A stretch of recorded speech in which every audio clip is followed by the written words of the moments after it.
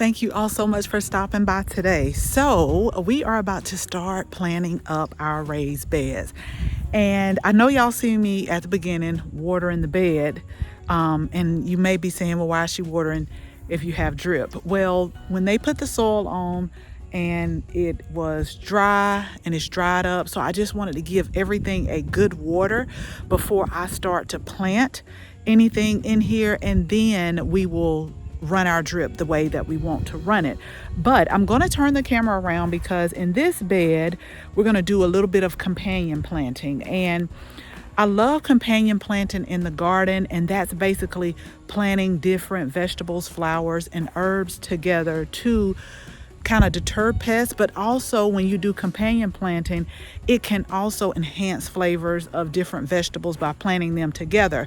Now today we are going to plant a new walking onion that I tried. So I'm not going to mess these people's names up. I'm not going to mess the name up of the onion. I'm just going to put the name across the screen. We actually bought these from Baker Creek. They came in bulbs, and it said on there to plant them immediately, but I hadn't had the raised beds planted yet. So what I did was I planted them in some grow cups, and then they were bulbs, and so they're starting to put on some growth now. But I wanted to plant walking onions. These are perennial, good in zones 3 through 9. But what happens is at the top, they make these little, what they call bulbils or bubbles, and they lean over and they just keep walking and producing more onions. So I'm going to plant those, hoping to, they just start walking. I don't know what the way they're going to walk. I'm going to give them enough room to walk. And then that way, as they continue to produce, I always think about gifting other people with something to try. So that could be a great way to gift others something to try with these walking onions, because they are perennials. The next thing we're going to plant by the onions are some strawberries.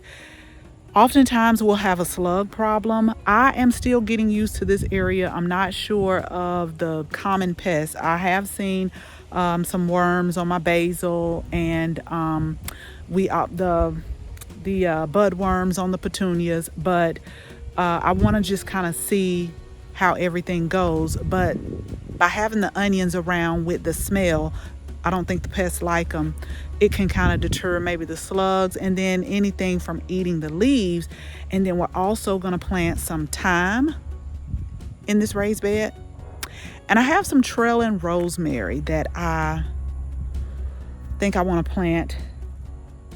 I wasn't sure if I wanted to plant them in the first 2 beds or the last 2, because we are going to put some calendula in the first 2 of the beds by the trellis.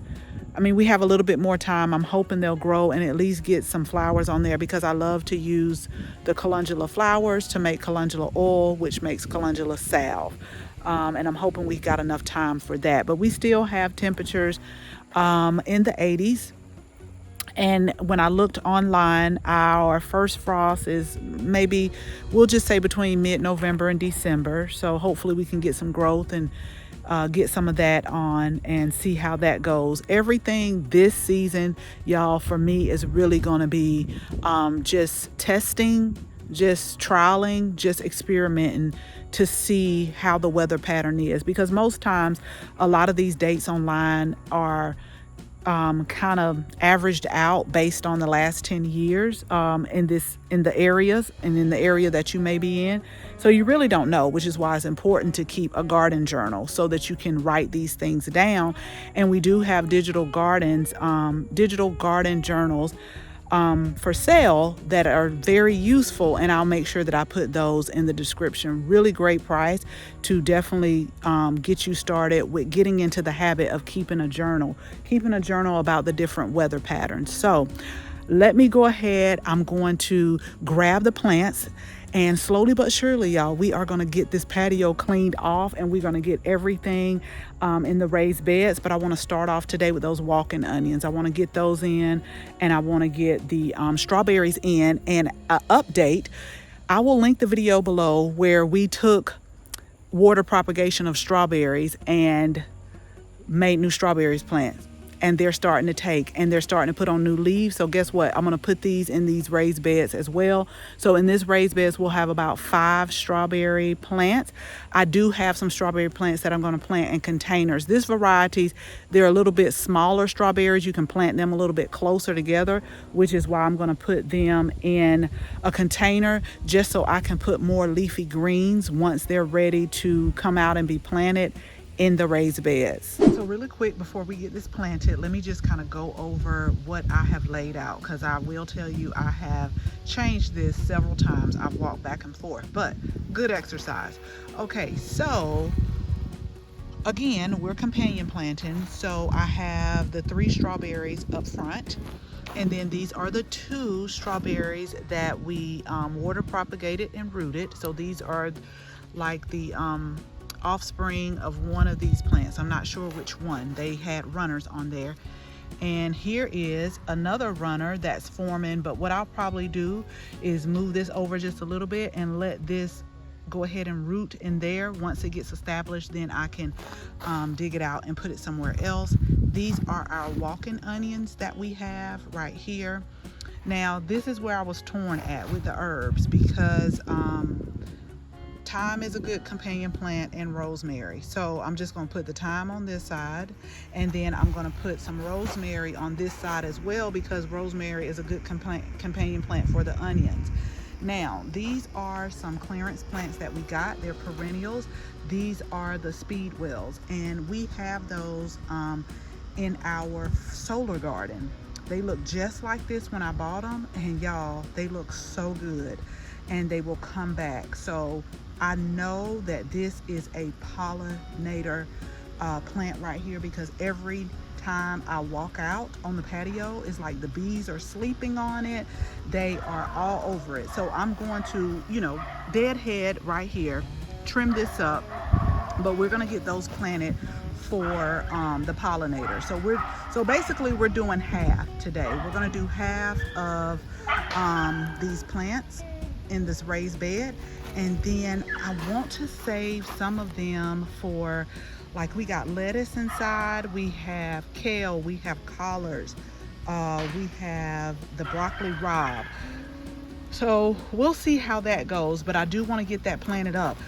Already it's a lot of plants off the patio, but I still got some more. I initially put these right here where the speedwell was, but they don't get, I only have 3, and they don't get quite wide enough. So again, I know that these do very well. So let's go ahead. We're going to get these planted up, and I will let you see. I probably will wait.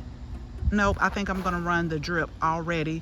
I have some staples that are for drip. They're more circular, but y'all know what I'm going to say. Is packed up, but I'll use the temporary staples that I have for landscape just to hold it down, and then that way we'll have half of a bed at least planted.